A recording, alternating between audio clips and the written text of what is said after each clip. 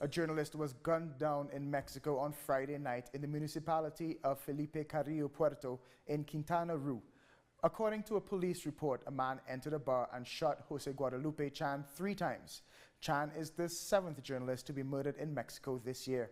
In the 6-year term of President Enrique Peña Nieto, more than 40 members of the press have died violently.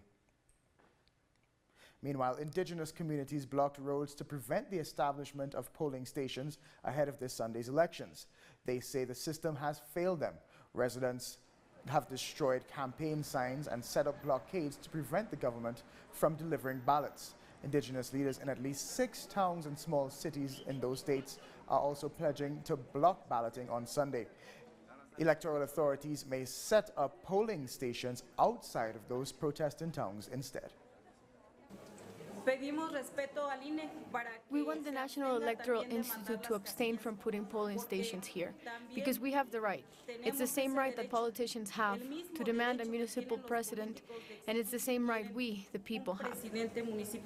If the assembly of a community has decided not to install polling stations, then we must respect it, because assemblies are the maximum authority in our community in order to be able to take action.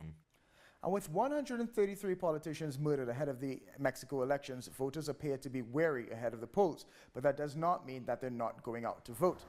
On the streets of Mexico, people say they're aware of the violence, but they'll still go out and cast their ballots.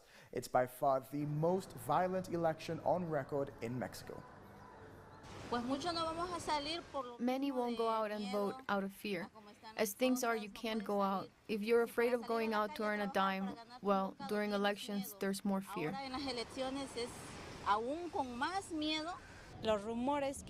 It's exactly because of the rumors circulating that you get afraid and you don't go out to vote.